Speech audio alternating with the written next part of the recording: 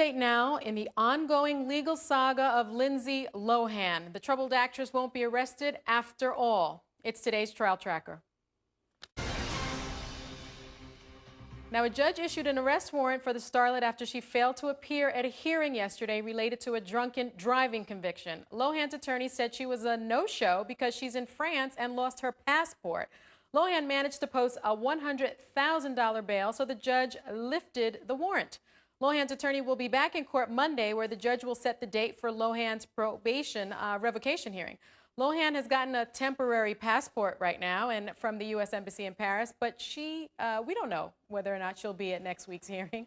Yesterday's hearing was to see if Lohan has been attending weekly alcohol counseling sessions. In October, the judge warned her to get serious about the program and extended her probation for another year. She pled guilty in 2007 of driving under the influence of not only alcohol, but cocaine, drunk driving, reckless driving. She was arrested twice in 2007 for driving under the influence. For more details on Lohan's legal woes, let's talk to Carlos Diaz. He's a syndicated radio host and celebrity journalist, and he joins us now from Los Angeles. Hello, Carlos. Sunny, now when you said Lindsay's going to be in court next week, did you give it one of these? Did you get a little fingers crossed there? Exactly, because I feel like she has 9 lives. She used this, I lost my passport, the dog ate my passport excuse, and now she has a temporary passport and is allegedly going to show up to court on Monday. Can you give us a little information about what you think is going on here? Well, apparently the culprit who stole her passport has been partying like crazy because she's looking on every yacht she can into the wee hours of the night trying to find her passport, because the pictures that we're seeing online now are of her leaving a yacht this morning at 7:30 in the morning. She says it was because, or her friend that she was with says it was he forced her to go out because it was his birthday, and the only reason she was out until 7:30 in the morning was because their ride left. And now there's a report from Us Weekly, usmagazine.com, that says that Lindsay sent them an email. Lindsay sent Us Weekly an email implying that her father, Michael Lohan, hired someone to steal her passport. So now she's blaming her father, Michael Lohan, for her passport going missing. She was supposed to come back to the States today. Reportedly, she will not be coming back until tomorrow. So 8:30 a.m. Monday morning, we're going to have to see whether she shows up for court or not. Exactly. And you know what I thought was very interesting? Her lawyer, as an officer of the court, got up there in front of the judge and not only said that her passport was lost, but that she also reported the loss to the French police. But then I read reports yesterday that the French police said, nah, that's not what happened. Can I get your reaction to that? Exactly, and what a dramatic day in court yesterday. But you could just feel the pain for Lindsay's lawyer having to say what Lindsay has told her. Because the lawyer's not there in the south of France, so basically Lindsay, the lawyer is going by what Lindsay's saying, and Lindsay says, I lost, my passport was stolen. I went to the authorities.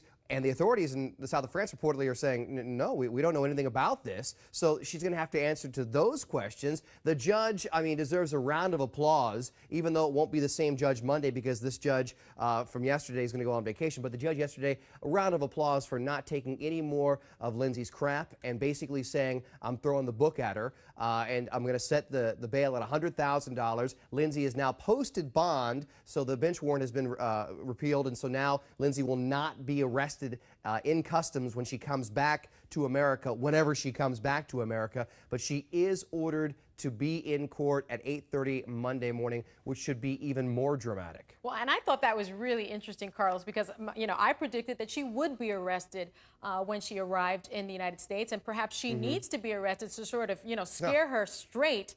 But the fact that she posted bail means that she won't be arrested. Is that right? Right, exactly. She can come in and go to court on Monday morning at 8:30. And that's the thing too, man.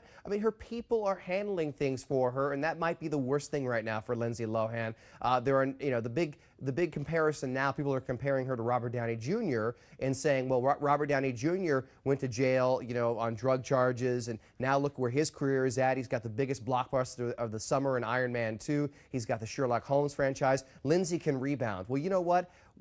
Robert Downey Jr. is celebrated now. Lindsay's nowhere near that right now. She may be at the low point in her career right now. Agreed. Let me ask you this. What do you think is going to happen on Monday at 8:30 if she shows up? Judges watch TV. They read the newspapers. They read what's being printed online or what's put online.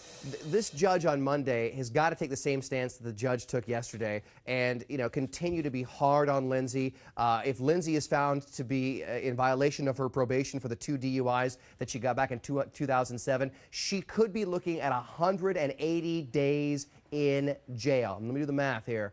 That sounds like 6 months to me. Is Yeah. that right? Yeah, exactly. So that's my amazing math. 6 months in jail. And you know what? Even though the jail system here in LA is overcrowded already, and she would probably serve a lot less time than that, any time behind bars would be a wake-up call for Lindsay Lohan, and she's got to look at that as a serious option.